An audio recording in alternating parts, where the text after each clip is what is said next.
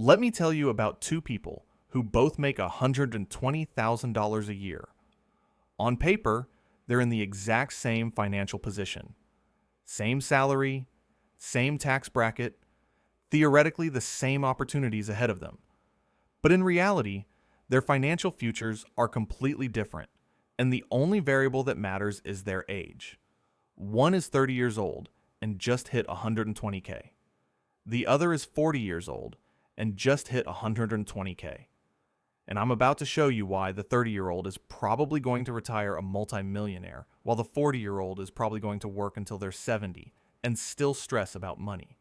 This isn't about being smarter or working harder.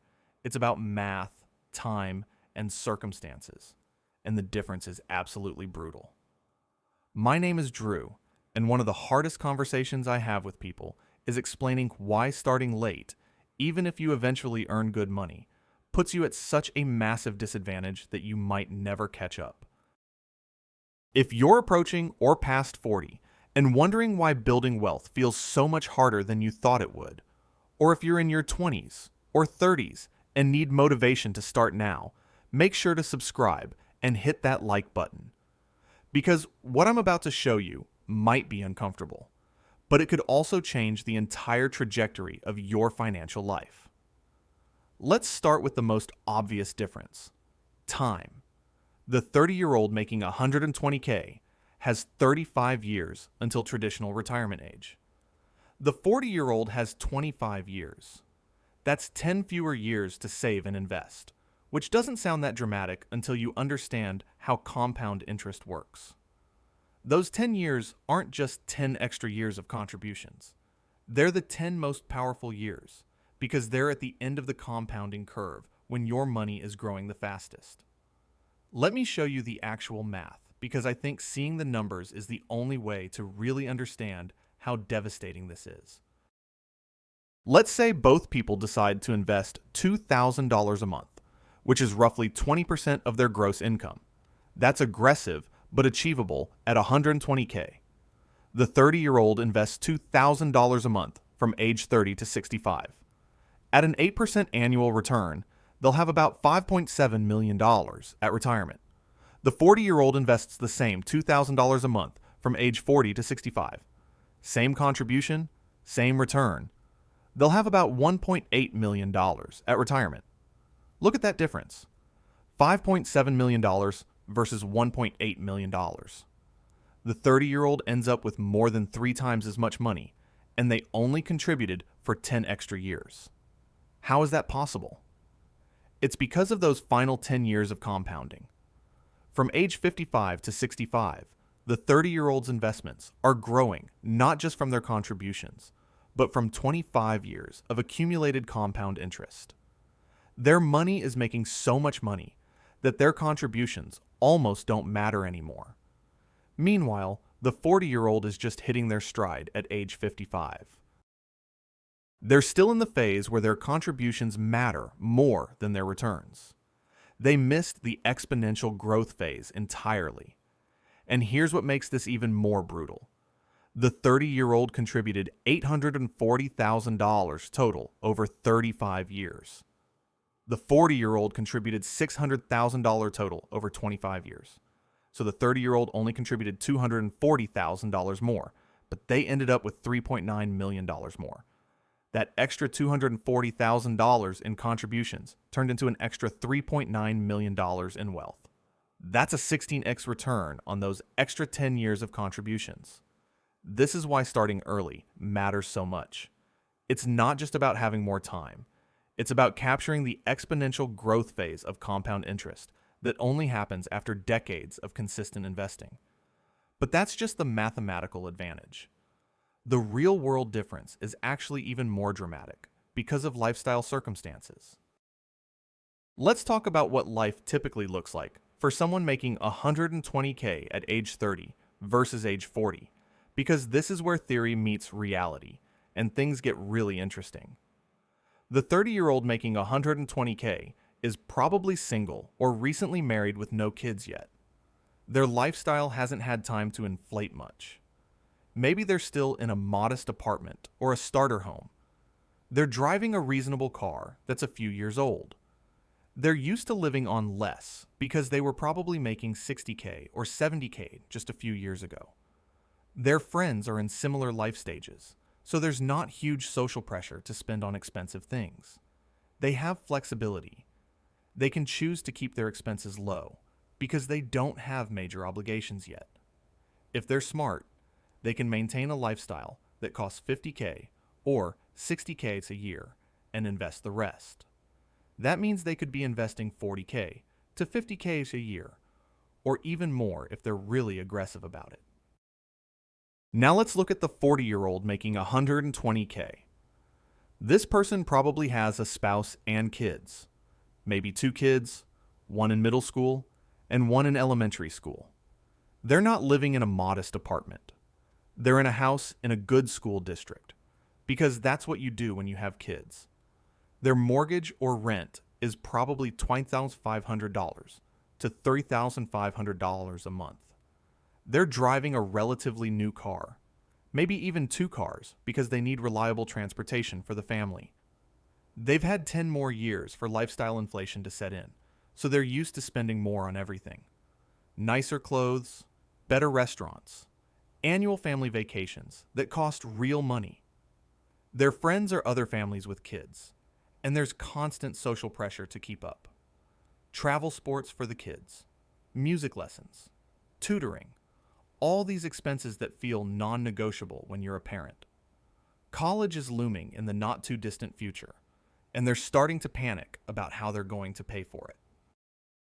Their parents are getting older, and they're starting to think about potential caregiving responsibilities or financial support. Here's what this means in practical terms. The 40-year-old's baseline lifestyle probably costs 80K to 90K a year, not because they're irresponsible, but because life with kids in a decent area just costs that much. After taxes, they're taking home about 85K from that 120K salary. If their lifestyle costs 85K, they're investing 0. They're living paycheck to paycheck at 6 figures. And even if they're disciplined and manage to keep their lifestyle costs to 75K, they're only investing 10K a year. Compare that to the 30-year-old who can invest 40K to 50K a year because they don't have all these obligations yet. The 40-year-old is trying to build wealth with one hand tied behind their back. Actually, both hands. They're trying to build wealth while juggling kids, and a mortgage, and aging parents, and looming college costs, and a lifestyle that's already inflated. But it gets even worse. And this is the part that nobody talks about. The 30-year-old who's making 120K probably has significant room to grow in their career. They're early in their trajectory.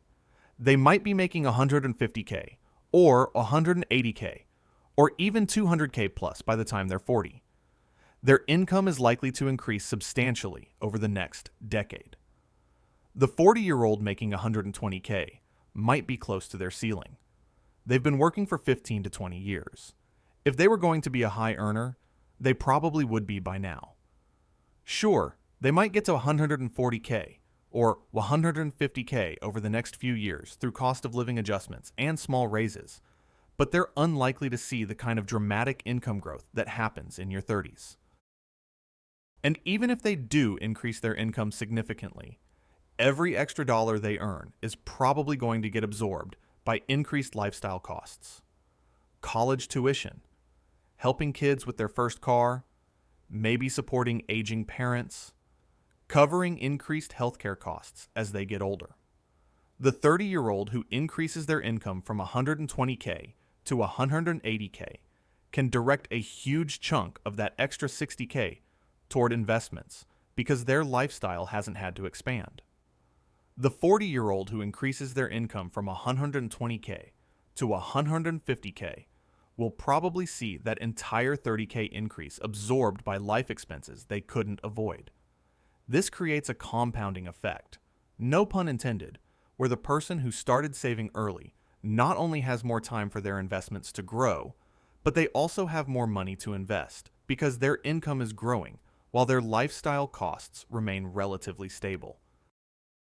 Meanwhile, the person who started late has less time for their investments to grow and less money to invest because their lifestyle costs are growing as fast as or faster than their income. Let me give you a concrete example of how this plays out over a decade. Let's say both people get a 5% raise every year, which is pretty generous. The 30-year-old starts at 120K and is making 195K by age 40. Over those 10 years, they earn about $1.6 million total. If they keep their lifestyle costs stable at around 60K a year, they can invest about 600K of that $1.6 million after taxes. At 8% returns, that 600K in contributions over 10 years grows to about $1 million by the time they're 40. Now let's look at the 40-year-old. They also get 5% raises and are making 195K by age 50. They also earned about $1.6 million over those 10 years. But their lifestyle costs aren't 60K. They're 90Ks and growing because of kids and life. After taxes and expenses, they can maybe invest 300K over those 10 years. At 8% returns, that 300K becomes about 465K by age 50. The 30-year-old has $1 million at age 40 and still has 25 years for it to compound before retirement. The 40-year-old has 465Ks at age 50 and only has 15 years left. By retirement, assuming neither of them adds another dollar, the 30-year-old's $1 million becomes about $6.8 million by age 65. The 40-year-old's 465K becomes about $1.5 million by age 65. This is the brutal reality of the decade difference. It's not just about having 10 extra years. It's about having 10 years when your income is growing, your lifestyle costs are still manageable, and you have maximum flexibility to invest aggressively. Those 10 years, roughly from age 30 to 40, are the most valuable wealth-building years of your entire life. If you capitalize on them, you set yourself up for financial freedom. If you miss them, you spend the rest of your life playing catch-up. Now, some of you in your 40s or 50s are probably reading this and feeling pretty demoralized right now. And I get it. This is harsh. But here's the thing. Understanding the reality of your situation is the first step toward making the best of it. If you're 40 and just starting to build wealth, you're not doomed. You just need to be realistic about what it's going to take. You can't follow the same playbook as someone in their 30s because you don't have the same advantages they have. You need a different strategy. First, you need to be way more aggressive about cutting expenses. The 30-year-old can afford to have some lifestyle inflation because they have time to make up for it. You don't. Every dollar you spend on lifestyle is a dollar that could be compounding for the next 25 years, and you need every bit of that compounding to catch up. This might mean downsizing your house, driving older cars, cutting back on family vacations, saying no to expensive activities for your kids. None of this is fun, but it's necessary if you're serious about not working until you die. Second, you need to focus obsessively on increasing your income. At 30, someone can build wealth through consistent saving even if their income stays flat. At 40, you need your income to grow because you don't have enough time for compound interest to do all the heavy lifting. This might mean switching jobs, negotiating aggressively, starting a side business, whatever it takes to increase your earning power. Every 10K raise you get and invest adds up to roughly 250K to 300K by retirement at 8% returns over 25 years. So getting from 120K to 150K to 180K over the next 10 years isn't just nice to have, it's essential. Third, you need to accept that you might not be able to retire at 65. The math just doesn't work for a lot of people who started late. But working until 70 instead of 65 gives you 5 extra years of contributions and 5 fewer years of needing your portfolio to last. Those 5 years can make a massive difference. Working from 65 to 70 while continuing to invest could add 400K to 500K to your retirement savings. That might be the difference between barely scraping by and being comfortable. And fourth, you need to make hard decisions about big expenses, particularly college for your kids. I know this is going to be controversial, but if you're 40 with minimal retirement savings, you cannot afford to fully fund your kids' college education. You just can't. Your kids can take out loans. You can't take out loans for retirement. Your kids have their whole lives to pay off student debt. You have maybe 25 years to build enough wealth to survive retirement. I'm not saying don't help your kids at all, but you need to prioritize your own financial security first.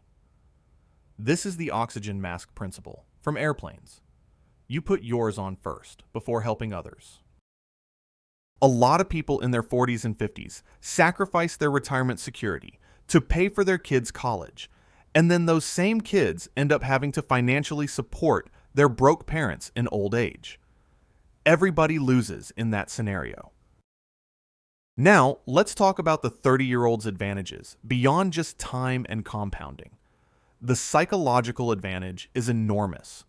When you're 30 and you start investing aggressively, you can see progress quickly.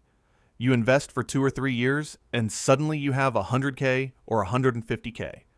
That's real money. That's visible progress that motivates you to keep going. You feel like you're building something. The 40-year-old who starts investing has to wait longer to see meaningful results because they're starting from zero or close to it, and they have less time for compounding to work its magic. It's harder to stay motivated when progress feels slow. The 30-year-old also has more margin for error. If they make some investment mistakes or have some years where they can't save as much, they have time to recover. The market crashes when they're 35? No problem. They have 30 years for it to recover, and then some. The 40-year-old doesn't have that luxury. A market crash at 50 means they might hit retirement right as their portfolio is down 30% or 40%. They don't have decades to wait for recovery. Every financial mistake and every year of suboptimal saving is magnified because there's less time to correct course. Here's another brutal reality. The 30-year-old can potentially retire early if they're aggressive enough about saving. If they invest $40K a year from 30 to 50, they'll have about $2 million.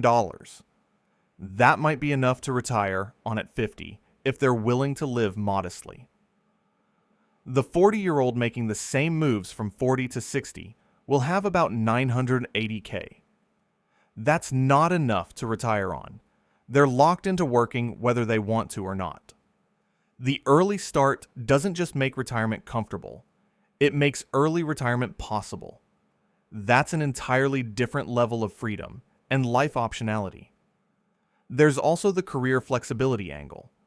The 30-year-old who builds wealth early can take career risks. They can start a business, switch industries, take a lower-paying job doing something they love, because they have a financial cushion building in the background. The 40-year-old with no savings can't take those risks. They're locked into their current career path because they need the income and can't afford any setbacks. Financial independence creates options. Starting late takes those options away. Let me show you one more scenario to really drive this home. Let's say the 30-year-old is less aggressive than we've been assuming. They only invest $1,000 a month, which is about 10% of their gross income. Pretty modest. By age 65, they'll have about $2.8 million. Now let's say the 40-year-old is extremely aggressive. They somehow manage to invest $2,500 a month, which is over 25% of their gross income. That requires serious sacrifice given their life circumstances. By age 65, they'll have about $2.2 million. The 40-year-old is investing 2.5 times more per month than the 30-year-old and still ends up with less money. That's how powerful those extra 10 years are. The 40-year-old has to work dramatically harder and sacrifice significantly more just to get close to what the 30-year-old can achieve with moderate effort. And in reality, the 40-year-old probably can't sustain that level of saving because of all their other obligations. So the gap is likely to be even wider. Here's what this all means if you're in your 20s or 30s right now. Every year you wait to start saving is a year you can never get back, and the cost of waiting is exponentially higher than you probably realize. If you're 25 and you think you'll start getting serious about money when you're 30, you just cost yourself potentially $1 million or more by retirement. If you're 30 and you're thinking you'll start when you're 35, you just cut your retirement savings roughly in half. There's no makeup mode for time. You can't work twice as hard at 40 to make up for not starting at 30. The math doesn't allow it. The only way to build serious wealth is to start as early as humanly possible and let compound interest do the work for you. This is why people who understand money start investing in their early 20s, even if it's just $200 or $300 a month. They understand that those early dollars are the most valuable dollars they'll ever invest because they have the most time to compound. And if you're currently 40 or older and feeling attacked by this entire message, let me be clear about something. I'm not saying you're screwed or that you should give up. What I am saying is that you need to be radically honest with yourself about where you are and what it's going to take to retire comfortably. You don't have the luxury of cruising or being moderate about wealth building. You need to be aggressive, focused, and willing to make sacrifices that might feel extreme. You need to cut your lifestyle costs more than feels comfortable. You need to invest a higher percentage of your income than recommended guidelines suggest. You need to work longer than you might have planned. You need to say no to things you want to say yes to. None of this is fun, but it's the reality of starting late. The good news is that it's still possible to build a decent retirement if you're willing to do what it takes.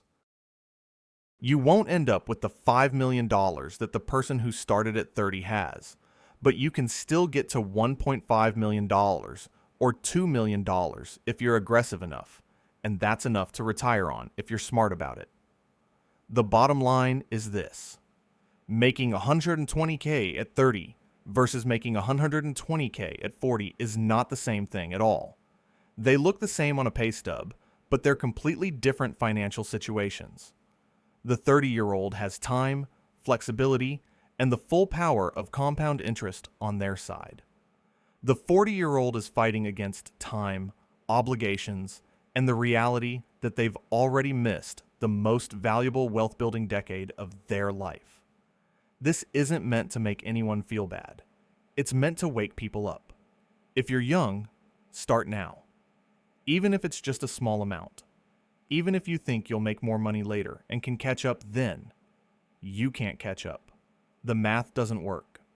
And if you're older and just starting, stop making excuses and get aggressive about it right now. Not next year. Not when the kids are out of the house. Not when things settle down. Now. Because every day you wait makes the problem worse and the solution harder. The brutal reality is that the decade difference matters more than almost anything else in wealth building. Use that information wisely